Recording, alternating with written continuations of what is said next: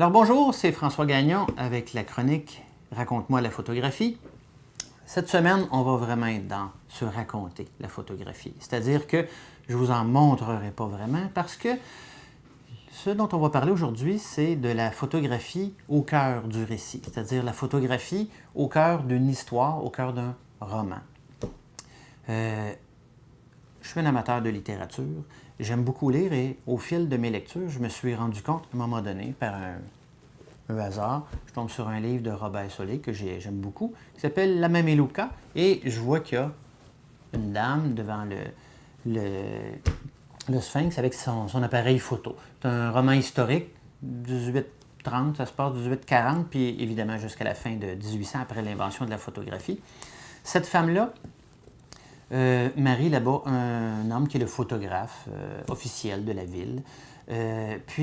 Mais elle s'intéresse beaucoup à la photographie. Donc on parle d'une femme, on pourrait dire le début du féminisme, c'est un peu dans l'histoire, mais elle s'intéresse à ça, puis évidemment que là-bas, une femme ne peut pas être une professionnelle ou être une photographe, étant donné la religion là-bas et la façon de vivre de cette époque-là, de toute façon.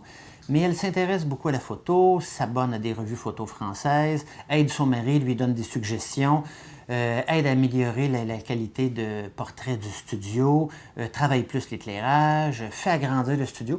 Mais dans toute l'histoire de ce livre-là, la photographie nous amène et nous fait découvrir comment se vivait la photographie à cette époque-là, tout en nous montrant un peu la société égyptienne, le rapport homme-femme dans ce monde-là. Et évidemment, une petite histoire d'amour au travers de tout ça pour mettre du piquant.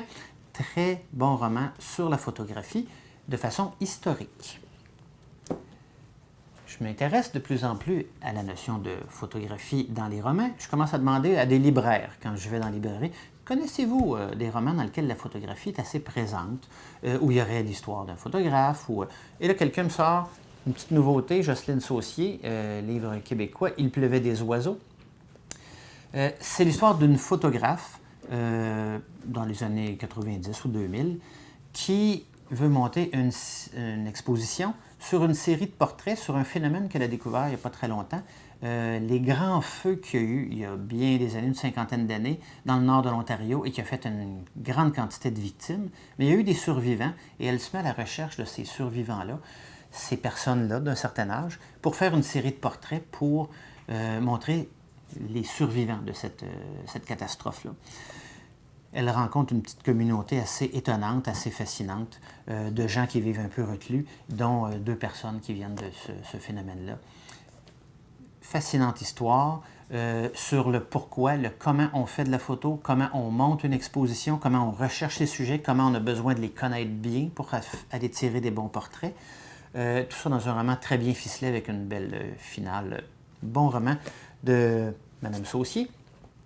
Et ça m'amène à, comme je suis un passionné de photographie et de littérature, j'ai proposé à la revue Photo Solutions, que probablement plusieurs d'entre vous connaissent, la revue de photographie au Québec.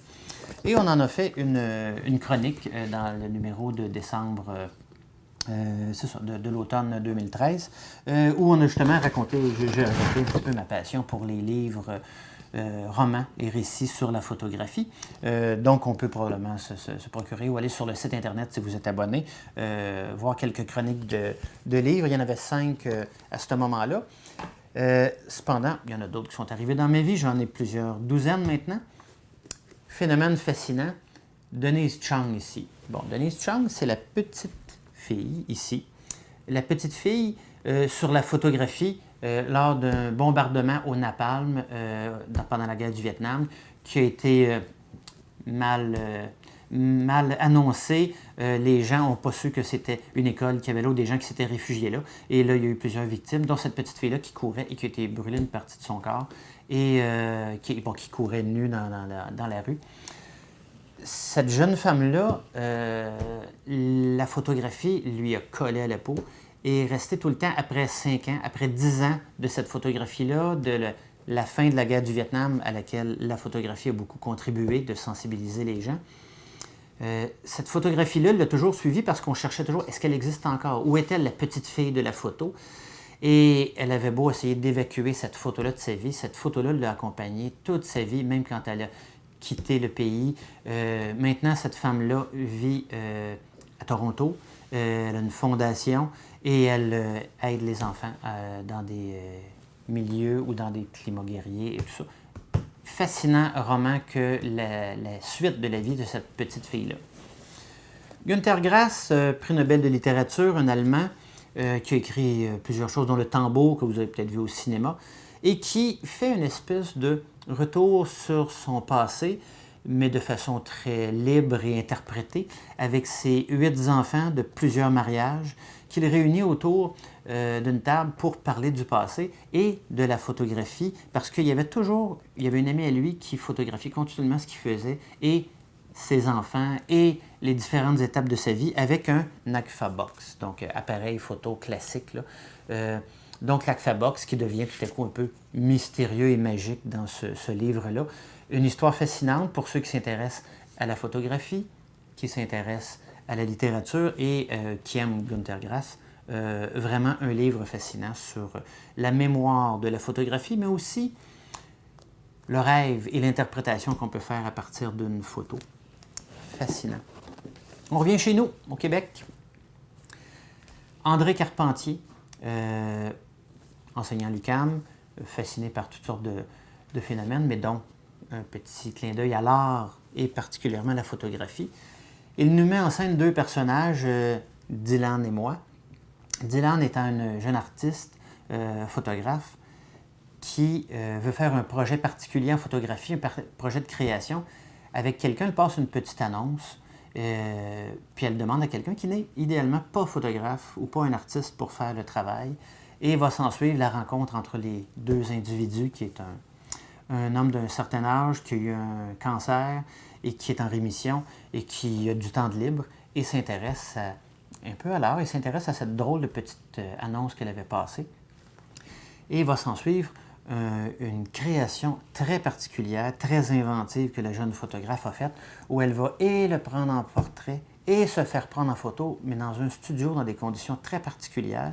Et ça va se faire en 2 étapes qui vont évoluer vers une fin théâtrale de ce très beau roman. Très vivant, très troublant aussi, de l'utilisation de la photographie et comme je l'ai déjà dit, comment la photographie est un lieu de rencontre entre 2 individus. Évidemment, ça peut se faire lors de l'exposition de la photographie au final, mais aussi lors de la prise de vue, comment on peut vraiment jouer ça de toutes sortes de façons. Bon roman que je vous recommande encore une fois. Si vous êtes des amateurs de littérature et que vous avez des romans dans lesquels vous avez rencontré beaucoup la photographie, bien, venez me les proposer. François Gagnon, photographe.com. Je serai bien heureux d'avoir de vos nouvelles et des nouveaux romans à lire. Bonne semaine, la semaine prochaine.